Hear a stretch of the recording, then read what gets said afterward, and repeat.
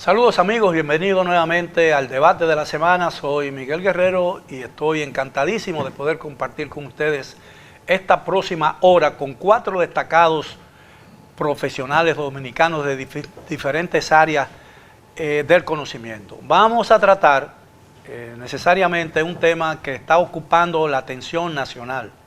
Se trata de la construcción de un canal sobre el río Masacre en territorio haitiano, que ha provocado que el gobierno tome medidas muy drásticas en la zona fronteriza que están creando un ambiente de mucha tensión en esa zona. Y para ello cuento con la muy grata y honrosa presencia del ingeniero Alfredo de la Cruz, quien es un analista político y de seguridad, el licenciado Alejandro Arredondo, economista, el licenciado Inocencio García, sociólogo y un experto en el tema haitiano, y el licenciado José Gregorio Cabrera, abogado y analista político. Buenas noches, caballero, gracias por aceptar nuestra invitación. Bueno, ¿qué opinión se puede tener? ¿Está actuando el gobierno dominicano con la sensatez, la frialdad que un caso como este amerita? Bueno, mire, yo quisiera que aprovechásemos este espacio, don Miguel, para entre nosotros. Yo creo que estamos en un momento muy delicado, ¿no? En las relaciones entre los dos países, ¿no? Y yo creo que lo primero que debemos de hacer es, como la comunicación es un servicio público, ¿no?, hacia la ciudadanía, yo pienso que lo que debemos primero es como analizar la relación entre la medida que ha tomado el gobierno dominicano, el cierre de la frontera, con respecto al objetivo a buscar, ¿no? Entonces, bueno, si uno analiza con detenimiento todo ese despliegue de recursos, primero una inversión política, de política internacional del Estado Dominicano, con el cierre de la frontera en sus 3 dimensiones, la terrestre, la marítima y la aérea. Bueno, luego tú tienes la afectación a todo lo que tiene que ver con la dimensión económica. Cuando hablas, por ejemplo, con la Asociación de Productores de Huevo de la provincia de Espaillat, MOCA, estamos hablando de una producción de 52 millones de huevos, y resulta que el 25% se va a Haití. Entonces, cuando uno habla con los ejecutivos, te dicen, bueno, ya empiezan a pudrirse los huevos, ¿no? Pero además estamos hablando también en el plano económico-comercial, que hay una afectación, eso va a afectar a la cadena de distribución también. Es decir, que venimos... Que es favorable a la República Dominicana. Claro, que venimos desde la producción, la comercialización, ¿no?, todo lo que tiene que ver con la cadena de distribución, ¿no?, camionero, en fin, ¿no?, todo lo que tiene que ver con la cadena de distribución. Entonces, ¿cuál es el objetivo que se ha propuesto el gobierno tomando una medida que, bueno, en muchos sectores la ven bien, hay un entusiasmo, ¿no?, patriótico, nacional, etcétera, pero lo que nosotros decimos es que hay que apoyar lo que tiene que ver con la integridad territorial, la soberanía nacional. Eso está fuera de toda discusión en el plano en que nosotros como dominicanos podemos abordar ese tema, pero el hecho es... Pero a veces me pregunto, y excuse la interrupción, ¿realmente hay una amenaza a la soberanía nacional con la construcción de un canal en el río Masacre? Ahí es que voy, don Miguel. Es decir, ¿cómo es posible que se adopte una medida de esa naturaleza con esa demostración de fuerza que corrió por todo el orbe? A nivel mundial esas noticias se reseñó con respecto a la construcción de un canal que, si bien está violando el artículo 10 del Tratado de Paz, Amistad Perpetua y Arbitraje del 20 de febrero de 1929, no menos cierto es que no hay proporción entre la medida y el objetivo que busca el gobierno y particularmente el presidente Luis Abinader. Pero además otra cosa, es que estamos ante la presencia, además, para que veamos que la medida como que no guarda relación con el objetivo a perseguir, estamos ante la presencia de un colapso del Estado de aquel lado y que quienes están desarrollando esa obra son actores privados, ¿no?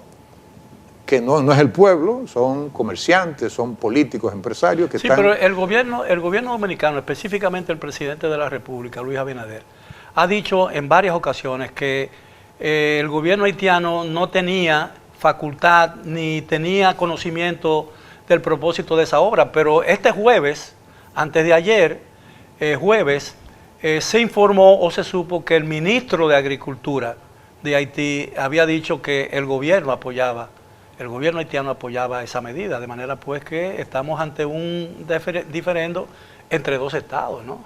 No, y además, por lo siguiente, yo me parece que es el segundo error que comete el gobierno al comprar la versión de que el gobierno de facto haitiano no está detrás de la obra.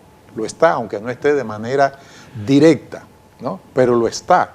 Y, bueno, me ha llegado una nota diplomática de la Cancillería haitiana donde están instruyendo a todas sus misiones diplomáticas para que envían toda una cronología de los hechos para que sus misiones diplomáticas en el exterior vayan a las respectivas cancillerías donde están las misiones diplomáticas haitianas, precisamente a explicar la atribución de derecho que tiene el gobierno haitiano con respecto al canal.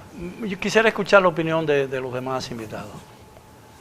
Sí, bueno, realmente la medida que de pronto parece que es disuasiva para los que están en el área de construcción del canal, o lo que se puede llamar si es un canal, muchos sectores la ven bien, pero entiendo que debió haberse llevado por escalamiento. Y digo, ¿cómo? El gobierno identificó 7 u 8 personas que están detrás de la construcción del canal del sector privado. Supongo que esas personas tienen cuenta bancaria aquí. Entonces, ¿por qué no bloquearle esa cuenta bancaria, que son los que están financiando las cuentas? Pero necesariamente no tienen que tener cuenta bancaria aquí. No, exactamente.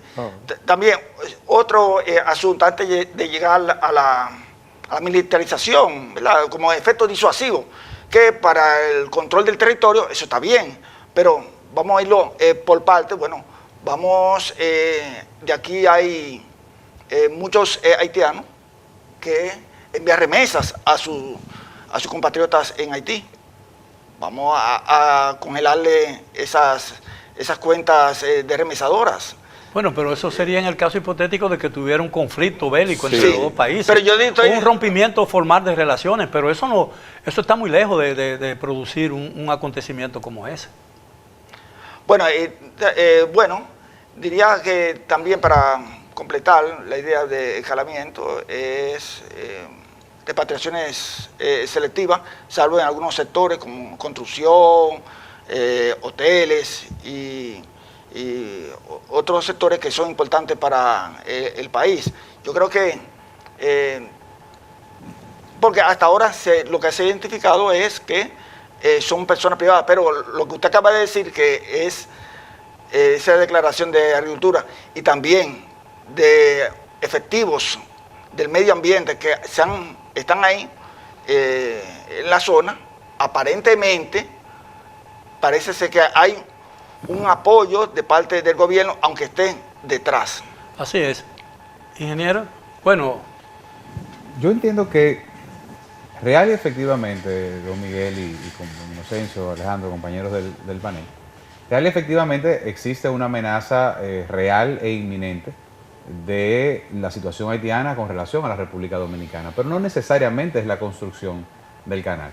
Es una amenaza que ha existido desde hace mucho tiempo, que se ha recrudecido desde hace un año y medio, sobre la cual incluso mucho del liderazgo político dominicano de la oposición le ha hecho señalamientos importantes y sugerencias importantes al gobierno del presidente Luis Abinader, que cayeron en oídos sordos y que no es sino hasta ahora, con este acontecimiento, que se ha pretendido utilizar para, además también, de alguna forma, hacer ahí una especie como de manipulación electoral con la magnificación y la manipulación de un sentimiento nacionalista que sabemos que existe en ambas naciones.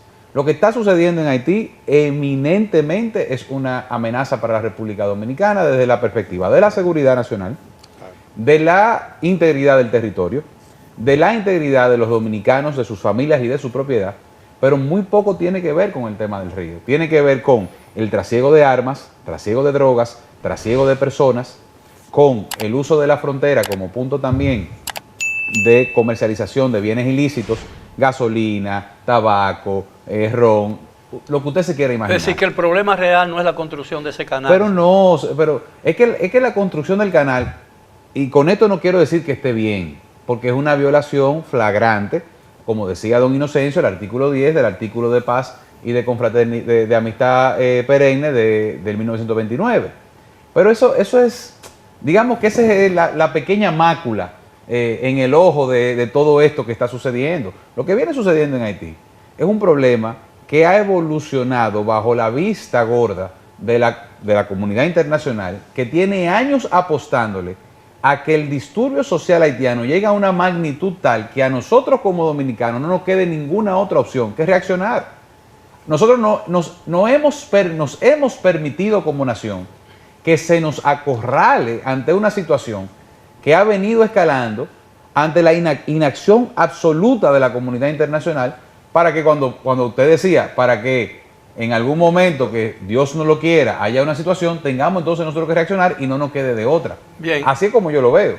Ingeniero. Sí, mira, yo pienso que estas son dos sociedades antitéticas y la relación entre ambas se fundamenta en una falsa. Lo primero es que Haití es importante para la República Dominicana desde el punto de vista de la mano de obra y del comercio, aunque los dominicanos tratamos de obviar eso. Pero República Dominicana es importantísimo para Haití desde el punto de vista de que es el mercado en que se abastece y que gran parte de su población encuentra el sustento de vida. Sin embargo, ambas sociedades apuntan hacia otros lados, como que esto no es así, y viven en una falsa. Todos sabemos aquí ya que la situación no es solo por el canal, eso está más lejos de ahí. Y en esa parte coincido con mi compañero panelista, coincidimos en enfoques, y es que dado toda una tradición de ataques a la inacción de las autoridades dominicanas, ha llegado a un punto en que parecería ser que el tema del canal, que de por sí es una afrenta al espíritu del acuerdo de 1929 y al protocolo de revisión de frontera de 1936, eso es una realidad. Y lo que se está construyendo, de alguna manera, contribuye, no es una canalización, porque nosotros tenemos canales en el río y el acuerdo dice claramente cómo se pueden hacer. El problema es que un trasvase de río, eso está condenado por el mismo acuerdo, pero lo que podría haber, lo que yo veo en todo esto es que parecería ser que una demanda que hay desde hace muchos tiempos en el país y que estaba desatendida, parecería ser que se está atendiendo ahora, porque de pronto vemos que se amplía la deportación de nacionales haitianos, se refuerza la frontera. Mucha gente dice, ¿por qué ahora? Bueno, parecería ser que parte de una estrategia mucho más amplia que toma como punta de partida este hecho de ahora, que es el canal, pero que no necesariamente lo que se fundamenta en el canal, lo toma como punto de partida para tratar de llevar correctivos a todas unas falencias crónicas que hay en nuestra relación con el vecino. Es evidente que la medida principal del gobierno es el cierre de la frontera, ¿no? Sí. Y es con la que el gobierno quiere disuadir a los haitianos para que sigan construyendo esa obra. Pero yo me pregunto muchas veces, y creo que esa pregunta deben habérsela formulado mucha gente también. Es decir, ¿qué relación hay entre el canal y el cierre de la frontera? Porque no creo que con eso el gobierno sea suficiente, y eso lo que podría hacer es aumentar las tensiones. No, es que ya están. Las tensiones entre los dos países. Es que ya están. Quiero luego referirme a lo de la parte nuestra donde tenemos canales, ¿no? porque está permitido. Sí, sí, lo sí, voy a, claro, lo voy a claro, explicar, sí. lo está permitido en el párrafo 2 del artículo 10, ¿no?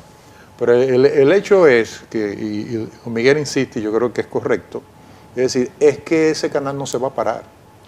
No se va a parar. No, es un hecho consumado. Es un Ya hecho, está es hecho. un hecho consumado. No se va a parar precisamente porque cuando el gobierno se plantea el cierre de la frontera y pone como condición para de nuevo abrir la frontera, es que se pare ese canal. Y resulta que el gobierno no está tratando con sujetos de derecho internacional porque no hay Estado. Exacto. No, está tratando es con individuos que tienen una categoría social difusa, que no se sabe si son empresarios, si se dicen cosas, ¿no?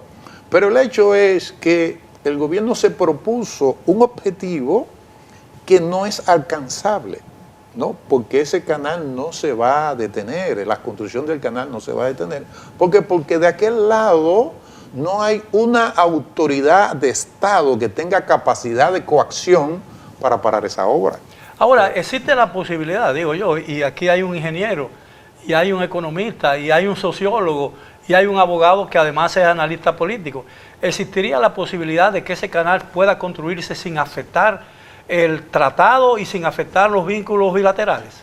Porque no sería el único, porque hay otros canales que funcionan en ríos binacionales. Es que el detalle está, don Miguel, precisamente en el hecho de que no es un canal lo que se está construyendo. Exactamente. Es prácticamente un dique. Exacto. Entonces, ¿cuál es la sensibilidad de esa obra con relación a lo que resta del recorrido fluvial del río Dajabón? Bueno, que ese río termina convirtiéndose en una riada, muere en el mar, sale a la bahía de Manzanillo, donde precisamente se ubican los principales manglares y humedales de la zona suroeste del país, Saladillo. sin la cual, entonces, el nivel de concentración, y mire, yo no soy suroeste, ambientalista. noreste. Exacto, noreste. Sí, noroeste. Noroeste. No solamente constituiría una situación para la conservación de esa área, que además es una área protegida, sino que también afectaría a los ganaderos y productores que están más abajo del río de ambas naciones, porque hay que también entender que el aporte de ese río no es solamente, digamos, que su paso sobre la tierra, sino también cómo canaliza a través de la tierra y se beneficia a través de la extracción de pozos Sí, pero en ambas partes de la nación. O sea, generaría una situación ambiental y de producción. Pero lo que parece como fuera de lo normal es el hecho de que los países llegan a una situación de tensión cuando son incapaces de encontrar una solución amistosa y diplomática a un caso, a un conflicto. Pero no parece que el gobierno haya intentado buscar una solución a través de una negociación previa. No, es que el gobierno se fue a una medida, como dijo en su momento Alejandro, es decir, voy a utilizar el concepto de Alejandro, debió haber un escalamiento, ¿no? ¿Cuál es el escalamiento? Primero tú tratas la negociación diplomática, hace todo el esfuerzo por la vía diplomática, porque es que aquel Estado, que es inexistente, no te ha declarado la guerra para que tú hagas ese despliegue, ¿no? Eso es lo primero, ¿no? Es decir, los medios puestos a disposición, los medios estatales dominicanos, puestos a disposición para conseguir el objetivo, son fallidos. Son fallidos porque esa obra, repito, no se va a detener. Entonces, lo que se debió insistir es en una negociación, inclusive hacer lo que hizo Bosch en el 63, cuando usted que como historiador, que tuvo el problema con la dictadura de François Duvalier. Es decir, pero fue por un caso muy diferente. Sí, pero, la relación de la embajada. pero lo que quiero decir es que don Juan se fue a la OEA. La OEA reunió al Consejo de Seguridad, en este caso no había que reunir al Consejo de Seguridad, sino una reunión de los ministros, los cancilleres de la OEA para dirimir el diferente. Una reunión de cancilleres. Una reunión como órgano de consulta. Como órgano de consulta, pero ya está poniendo la República Dominicana en el espacio multilateral. Bueno, ya lo hizo el presidente Luis Abinader ahora en su alocución, pero yo pensamos nosotros que no debió, ¿no? Eso es lo que hemos dicho como Fuerza del Pueblo, lo ha dicho el presidente Fernández, no se debió llegar hasta este nivel porque habían otras vías de solución para ese problema que tenemos. Evidentemente, es imposible, ustedes mismos lo han dicho aquí, que prácticamente es imposible que los haitianos detengan, por lo que necesitan tanto de agua, detengan la construcción de ese canal. Y con ello no quiero decir que tengan todo el derecho de hacerlo.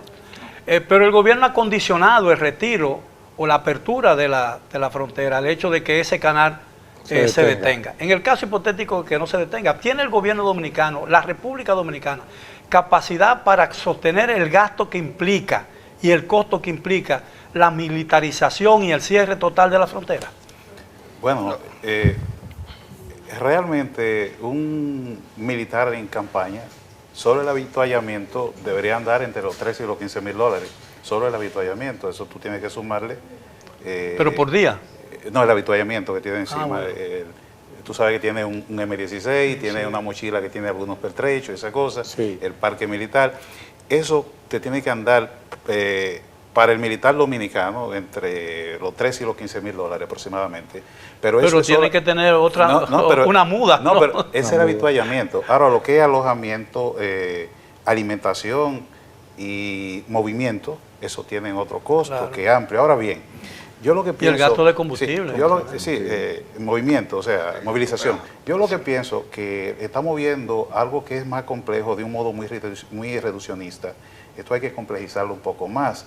Y entonces ahí tenemos que ver una campaña que inició el gobierno dominicano hace meses con sensibilizar en Norteamérica a funcionarios y legisladores estadounidenses y canadienses, y que tengo entendido que en los próximos días van a Centroamérica. Y si vemos, por primera vez en mucho tiempo... Es decir, una ofensiva diplomática dominicana. De sensibilización. Si podemos ver en mucho tiempo, por primera vez, nosotros no estamos solamente a la defensiva, o sea, no ha sido lo mismo en el escenario internacional que antes. Se pueden criticar muchas acciones y uno desde el punto de vista de las relaciones internacionales podría hacerlo, como lo de la escalada de acciones, como planteaba el compañero panelista. Pero hay algo que no podemos olvidar y es el actor con quien República Dominicana está tratando y con una experiencia que se haya acumulada de que los pactos no se honran y no se cumplen. De hecho, el mismo pacto de 1929, el de 1935 y el protocolo de revisión de 1936 muestran lo renuente que es ese actor a cumplir con lo pactado y que siempre hay que cederle algo. Entonces, en ese sentido, no podríamos ver... bueno, hasta Trujillo se dio cerca de 8.000. No, y Horacio Vázquez. Sí. Entonces, desde ese punto de vista, si bien el gobierno ha hablado de que se va a mantener la frontera cerrada hasta que no se detenga la construcción del canal, yo pienso que eso, se ha dicho eso, pero hay otras acciones que están detrás de eso, hay otros objetivos. Y si vamos a lo meramente del canal, como decía el compañero panelista ahorita, no estamos hablando de un canal simplemente como tiene República Dominicana, otros que no violan el espíritu del acuerdo. Esto es trasvasar el río de su curso, desviarlo para otro río. O sea, no se ha dicho la verdad completa como es a otro río que va a ese canal. Pero corresponde para los fines de aceptación o de endoso de la política del presidente, se necesita toda esa información que es desconocida, es la primera vez que oigo eso. Sí, no, Cancillería habló en estos días de eso y de hecho el mismo director del INDRI estuvo esta semana hablando y hizo un informe pormenorizado de los detalles, de toda la información que ellos tienen, hacia dónde va el trasvase del río. O sea, porque si fuera solo la construcción del canal para alimentar una zona agrícola o industrial, eso no es un problema, porque nosotros tenemos canales en la zona. Pero no, aquí no se está hablando de eso. Si ustedes se fijan, no hay que ser ingeniero para usted ver las diferencias topográficas. Para usted poder alimentar ese canal va a tener que construir una represa o un dique para elevar el nivel del agua, para que la carga hidráulica pueda alimentar el canal. Pero ¿qué pasa? Cuando usted represa el dique, eso entra en contradicción con el espíritu del acuerdo de 1929. Por tanto, hay una violación flagrante de ese acuerdo. República Dominicana en ningún momento a lo largo de la historia ha hecho construcciones de este tipo, porque el acuerdo no prohíbe el usufructo de las aguas. Lo que norma taxativamente es que no se puede desviar los cursos de los ríos ni de ningún Ni cuerpo de agua. disminuir el caudal. Exacto. Entonces, si bien este río, una mayor parte de él discurre en República Dominicana, la parte transfronteriza se ha manejado siempre con ese criterio. Entonces, independientemente de que puedan haber errores en el manejo, no podemos obviar el hecho de que hay una violación flagrante a esos acuerdos. Ahora, y al derecho pero el internacional. problema que yo me planteo, como desde mi perspectiva nacional, es qué pasa si realmente el gobierno dominicano no puede disuadir a los haitianos o persuadir de que interrumpan ese canal. ¿Qué va a pasar con las medidas que ha tomado el gobierno? ¿Cuál sería el efecto de un retiro o de una eliminación de las medidas fronterizas? Porque parecería que el gobierno le tumbaron el pulso, como decimos nosotros los dominicanos. Yo creo que el gobierno debe irse planteando, ya la medida va a tomar una semana, y eso significa un gasto extraordinario de dinero, también para los comerciantes, aunque los comerciantes se la pueden bandear con el mercado informal que hay ahí en Dajabón, y también el supermercado grande. Todo eso está prohibido. Todo eso está prohibido. Pero es informal están haciendo. Entonces, informe que Pero es prohibido total. Sí. Es una prohibición total. Entonces, voy a plantear un plan B, y se ha hablado de la presa de Don Miguel como medida para buscar, tener un resguardo de esas aguas, pero también la construcción del dique. La construcción de una presa dura varios años. Sí, eso no de un día para otro. También la construcción de un dique. Perdón tuyo. Esa podría ser una opción para el manejo. Bueno, lo que pasa también que históricamente hemos sido muy pobres en tomar la iniciativa en un país que está en decomposición, porque si tú construyes por ejemplo, la presa, que sería una solución binacional, tú tendrías la ventaja de que tú la construyes y tú la manejas, pero suple agua a aquel lado y suple agua a esto, porque ¿cómo manejan nuestros agricultores las aguas de los canales? Se ponen de acuerdo. Pero la construcción de esa presa no afectaría la vida del río. No, pero hay que, permite, porque he escuchado en dos ocasiones que nosotros tenemos represas de este lado. Hay que leer bien los dos párrafos del artículo 10. En el primer párrafo, lo que se señala es, el artículo dispone lo siguiente: ninguna de las dos partes pueden construir obras sin la coordinación con la otra parte, ¿no? Eso es cierto. Y entonces habla de no mudar el curso, no el cauce, porque el cauce es la carretera, eso nunca se desvía, ¿no? Ahí fue el error que cometió, quizás el engaño que hubo cuando efectivamente el gobierno dominicano, en la declaración conjunta, reconoce que los haitianos no van a desviar el cauce del río. El cauce no se desvía. Lo que se desvía, lo que desvía son las aguas, ¿no? No el cauce, porque el cauce es la carretera. Entonces, el segundo párrafo, tomemos a eso se le llama, creo, curso de estado de río, ¿no? Exactamente. Y tomemos en cuenta que en el párrafo segundo dice que lo anterior no significa privar a ninguna de las partes de construir obras en su territorio de manera justa y el uso de manera justa y equitativa. ¿Qué quiere decir eso? Lo que quiere decir es que lo que dispone el Tratado del 29 es para las aguas transfronterizas, no para las que están del lado. Es decir, y pongo el ejemplo, Haití tiene en su territorio, servida por el río El Tibonito, tiene el lago Peligre. Ellos, ¿por qué? Porque está en su territorio. Ahora bien, cuando el río se convierte en línea limítrofe, entonces para tú construir una obra, tú tienes que consultar con la otra parte, y no solamente consultarla, sino hacer lo que hizo el gobierno de Antonio Guzmán en 1978 con el dique derivador internacional de Río Pedernales del 9 de febrero del 78. Y en ese lago Peligre se construyeron los haitianos una gran presa. Claro, inclusive Ahora está muy sedimentada, pero en sus tiempos, atrás proveía el 60% de la energía eléctrica de la capital.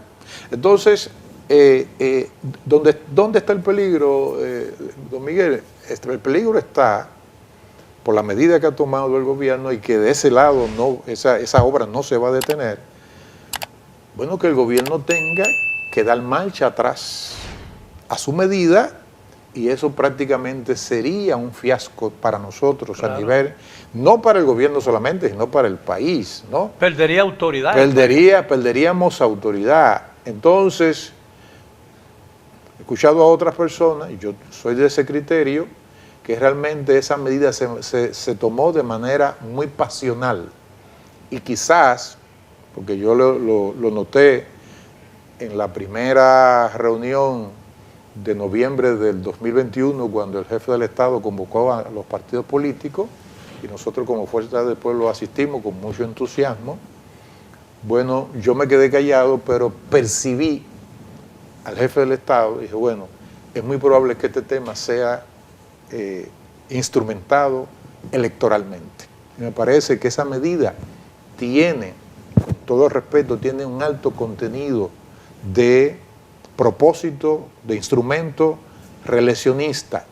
Podrán estar en desacuerdo con... Y un alto contenido de confrontación. Y un alto contenido de confrontación que no debimos llevar hasta ese nivel, esa confrontación. Pero además, porque nos pone a nosotros, que no debimos nunca hacer eso, ahí viene lo grave, nos pone a nosotros en una agenda de crisis geopolítica internacional.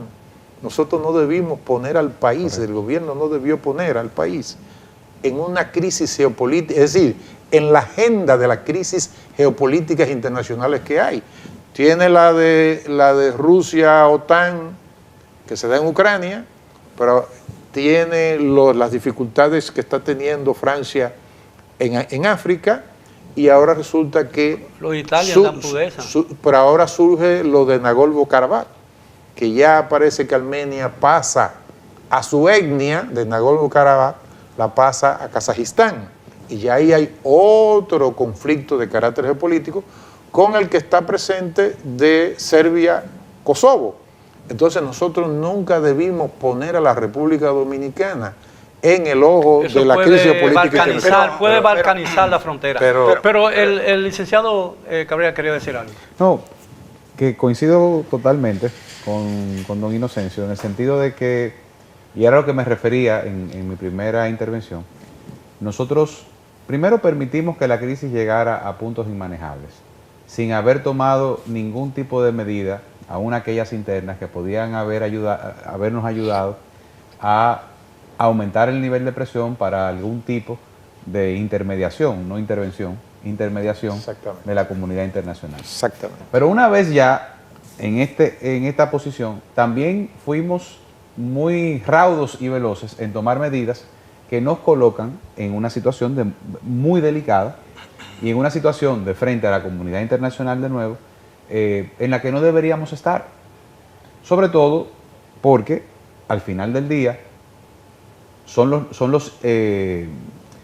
los militares dominicanos los que hoy están más cerca de ese conflicto. No son los de... no son los de Kenia. No son los de Kenia, no son los de Jamaica, no son los de Bahamas, no de Brasil, o los de una misión de pacificación de las Naciones Unidas, no. Son vidas dominicanas, de militares dominicanos, los que están ahora mismo de frente a un posible peligro, frente a lo que usted decía también hace un momento, don Alejandro, a efectivos paramilitares que no les responden al derecho internacional. Ahora, ¿qué salida podríamos tener nosotros a este conflicto? Mire, don Miguel, yo pienso, con todo respeto, Inocencio y el compañero panelista, yo pienso que debo insistir con que este es un asunto más complejo para verlo tan reduccionista. La oposición política rehuyó el tema y dejó al gobierno solo con el tema. Luego, el discurso que surgió fue que el gobierno usaba esto con ribetes políticos. Pero pienso yo que la oposición se quedó en ese momento sin discurso y el gobierno tomó el tema que la población quería escuchar. ¿No hubiese sido mejor que la oposición en un tema nacional tan delicado como este estuviese ahí con el gobierno tratando de morigerar las actuaciones? Yo pienso que era más fácil en una mesa de diálogo, oposición-gobierno, manejar Pero este que- tema. Mi única pero- observación en pero ese sentido, sí, escúchame, don es Ignacio, que mi le- única observación en ese sentido es que hace casi ya un año, la dirigencia del partido Fuerza del Pueblo, en la persona de quien en ese momento era el vocero del bloque de diputados, o el diputado Omar Fernández, presentó una propuesta de más de 8 puntos al gobierno, dentro de las que se incluía, por ejemplo, la creación de una comisión bicameral especial que estuviese en sesión permanente para recibir cualquier solicitud que necesitara el gobierno del Congreso para acciones de frente a Haití. Y una serie de medidas. ¿Qué hizo el gobierno? No hizo nada. Esperó este momento para entonces lanzarle a la oposición política la papa caliente de si dices X es malo y si dices Y también. Como quieres malo. Entonces es una actitud de mi parte, en mi opinión muy personal, irresponsable, para que ya cuando no hay nada que hacer o muy poco que hacer, entonces que venga la oposición a participar y yo soy el gran líder político de todo el país. Yo Pero no es lo correcto, independientemente de si alguien cometió Y un me error, disculpan. o si alguien cometió un error o el gobierno no hizo, o la oposición no hicieron, ni el gobierno ni la oposición en un momento clave, no hicieron lo que le correspondía como nación. Independientemente de eso, yo creo que lo importante ahora es determinar cómo se resuelve este problema. Yo he dicho ya en otros programas, lo voy a hacer aquí y voy inclusive a complementar ahora.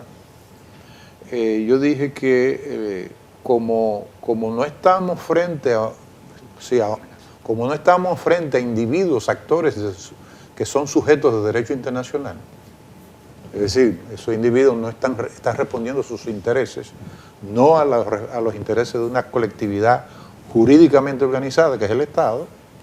Bueno, pues, ¿a quién apelar?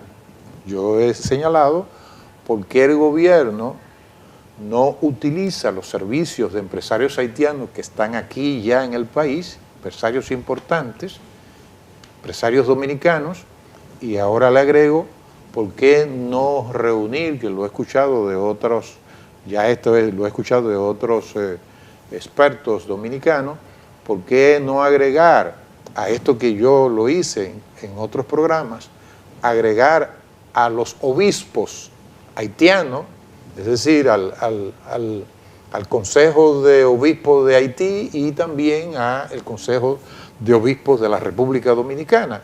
Porque es, pienso yo, la única vía inclusive para bajar las tensiones, que están cada vez más altas, las tensiones no de nuestro lado, sino del lado haitiano, donde ya hay manifestaciones con improperios hacia la República Dominicana, me lo acaban de pasar. Claro, sí. Entonces, yo creo que para verlo, solo hay que consultar las redes. Claro, entonces yo pienso que esa pudiese ser una solución de intermediación para que, si no detener el canal, porque creo que no se va a detener, por lo menos bajar las tensiones y que también nuestro gobierno, el gobierno de la República Dominicana, pueda salir mejor librado de lo que nosotros creemos que ha sido realmente una medida no calculada en sus consecuencias de política internacional,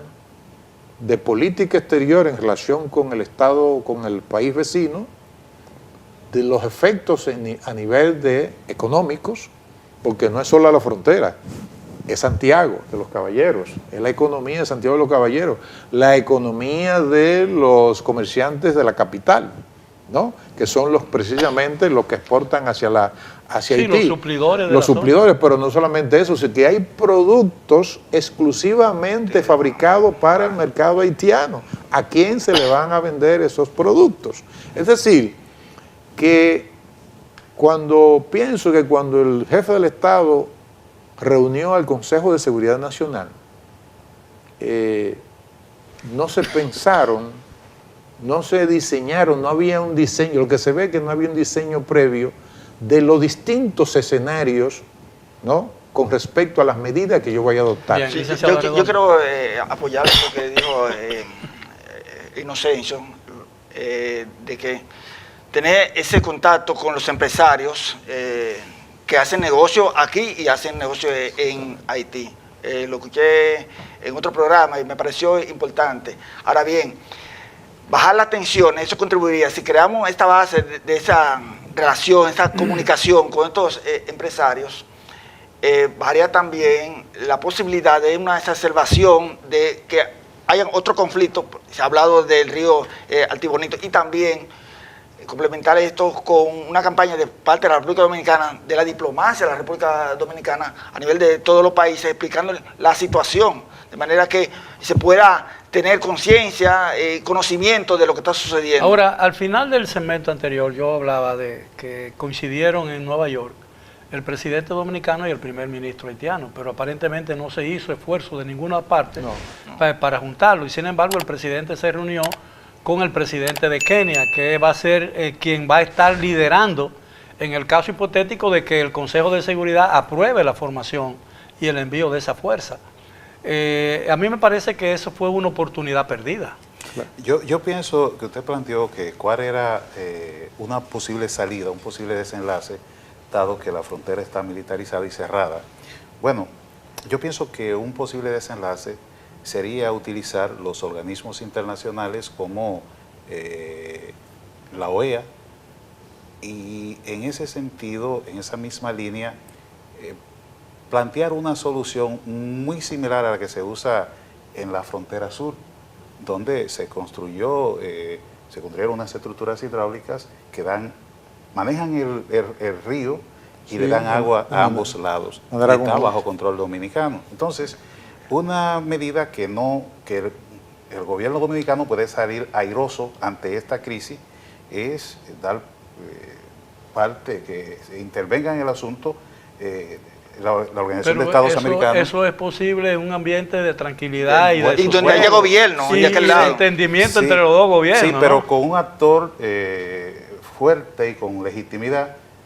Inocencio planteaba la posibilidad de utilizar las conferencias episcopales de ambos países. Así es. Y si de manos, también ponemos esto en manos de la Organización de Estados Americanos, que en este conflicto podían aportar bastante con ese modelo exitoso que tenemos en la frontera sur, pues yo pienso que todas las partes podrían salir airosas y tener una solución a este Normalmente conflicto. cuando un actor extraño interviene en la solución de un problema entre dos personas, siempre el problema no queda resuelto, no queda totalmente resuelto. Bueno, Esa ha sido la experiencia yo creo que internacional. Yo creo que el problema haitiano, que lamentablemente ha permeado nuestra realidad, convirtiéndolo también en el problema dominicano, Así es.